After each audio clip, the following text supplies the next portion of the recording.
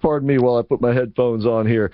Pasquale Barba has entered the studio. He's in here with us tonight, and he delivered the pizza. He delivered the pie. Pasquale, thanks for bringing it in.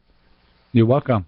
So we're getting ready to have our pizza eating contest a week from tomorrow. Cafe Positano. I can't wait for that. Your brother said he's going to be nowhere near there that night. He doesn't want to have to make that many pizzas. No, he said he takes a day off. He takes a day off, huh?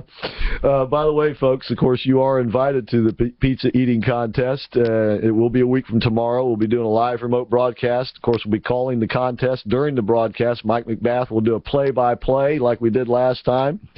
And you're all invited to come on out. There's no cover charge, but it's going to be a whole lot of fun and a whole lot of pizza and spaghetti and all kinds of great Italian food to eat. And if you'd like to make a reservation, call them at 407-774-8080.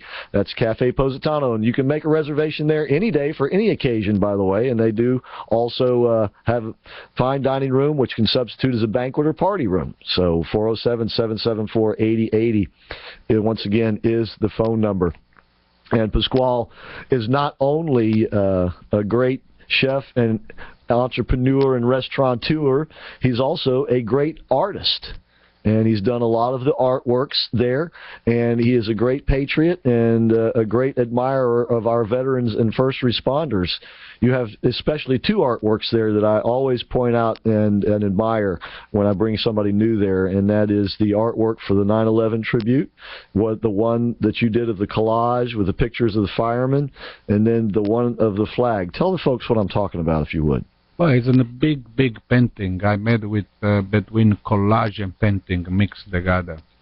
And the one is, you have all the pictures of the firemen who died. I found some newspaper I was collect for over the years. I mean, this painting I did already maybe 7 years ago, I think. But it took me 2-3 years to collect the newspaper, magazine, so, and I took just important picture I think it will work for me, and I cut everyone. And I put on the floor everyone to see how I gotta put everything together. And then I put on a frame and I glue, and then I put some painting on top. So when you look, 3/4 it's collage, and then 1/4 it's painting, and then on top of the picture I paint also. You still can see through.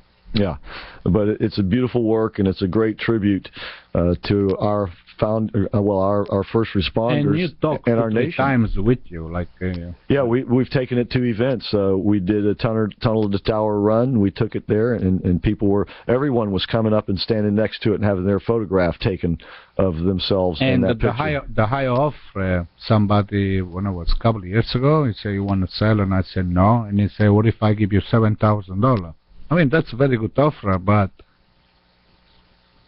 when I made the painting, it was about, collage and painting together. I don't made it to sell. I made to have in a restaurant for a little bit of the times, and then one day I want to donate it to a museum. Okay, a museum. Yeah. So in reality, if somebody come and say, "Oh, I'll give you $1 million," already I said no. Yeah, $1 million, it's $1 million, but I would feel bad for all these people that die. So still I want one day if you go in a museum, Yes. Maybe you, me, we'll be 100 years old and we die, but for the new generation, at least they see something about September 11. Right. And, of course, it should never be forgotten. And that... But that's the problem in this country. Yeah. We forget too quickly. Indeed we do. Yeah, we do.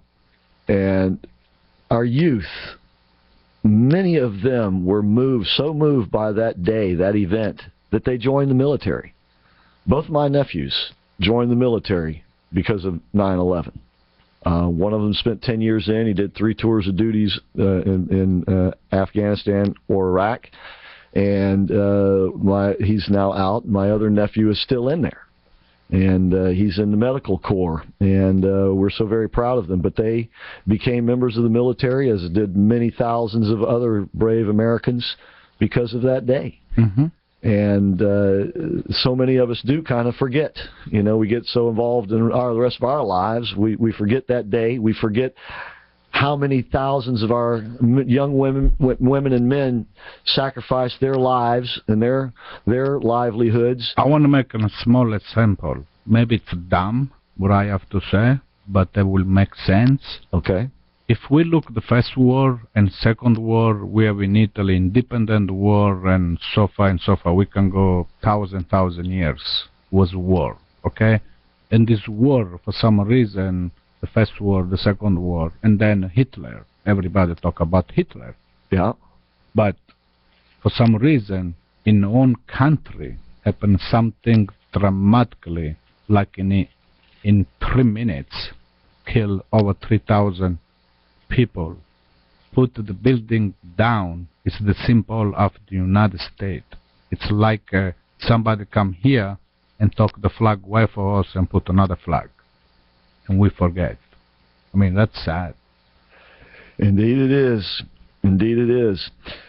Recently, you went over to Europe. Your son got married, Germany. You Yes. spent some time in Germany and Italy, and you heard some people talking about the United States when you're over there. Tell the folks what they were saying about the United States. Now, this is the United States of Barack Obama. Yes. They don't like the way Obama running the country. They don't. They say we are stupid. No, I mean... I'm just laughing because that's what Trump says, right? He says we are so stupid. Our leaders are so stupid. This is what Europeans are saying about us. That's what I was... Tonight when I was here, I was really trying to talking about what I mean the words to be dumb. What it means to people. Yeah. I mean, we elect a president. For me, that's what it means to be dumb. When everybody, we, with me together, right, when we went for vote, we was dumb to elect this president. No one time. I understand one time. You right. make the mistake one time. Right. But the second times? It was pretty dumb. I mean, what else we need in this country to happen, to understand this country, it's not anymore called America. And this is the way Europeans are looking at us. Yes. Who do they blame for the mass migration coming into Europe? Obama. They blame Obama. They don't blame ISIS. They don't blame Assad. No, they blame America. And America right now, it's Obama. Right. And I tell you why. Well, they say America went in this country, create war, and then they walk away. Right. And now, these terrorists that take control, and these poor people, they're running away. So, but if America would be still there the way we was doing for 100 years, you know, we would keep these people away, and these people don't have to run away. Yeah, it's so fascinating that people in Europe, and you're talking about people that you know, family, friends, acquaintances that you're talking about. I was in Germany for 12 days. Yeah. Then I went 16 days in Italy. In Italy was the same thing. So the same thing I heard in Germany, I heard in Italy too. Right. And this is Barack Obama's But again, world. they don't hate American. I mean, when I was in vacation, I saw a lot of American people. Right. In vacation, everybody's welcome there, so don't be scared what I'm saying. No. In Italy, people, they enjoy. Everybody been treated very nice. They talk about the country. They don't talk about the people. Yeah. What they're doing, though, is they're making proper assessments of the results of Obama's policies. Yeah. Because you're absolutely right. They should be angry. They should see us as part of the problem because we did go in over there. We established a new form of government in Iraq, and then Obama pulls up and just walks away. And it was very fragile, and we see now the result, and it was from him walking away. I mean, if we would have still the troop in Iraq, I don't want to be ISIS in Iraq. Number one, we would have the old troops there, we would have aeroplane, we would have the boat and everything, so we would control the ISIS just in 100 miles, 300 miles away, wherever they are, we was there. Right, exactly. But we run away. And that's the way it's seen around the world. And so when we go back over there, you know, they don't trust anymore. I know it. And that's the after effect, the lingering after effect. And why should they trust us? Why should our allies trust us? And that's what happened in this country. Well, if we have a dumb president, as if he's dumb, then I'm dumb too to go with him. And don't think that this doesn't have ramifications all over the world. The president of Taiwan and China met this past week for the first time in 70 years. And now there's always been this feud between Taiwan and China. You know, China wants Taiwan to be a part of the mainland China. Taiwan wants to be independent. Taiwan has always looked to the United States to protect its independence. They have never wanted to deal with China. Why do you think they're dealing with China? Because they know they do not have a reliable partner any longer, at least as long as Barack Obama is president of the United States in the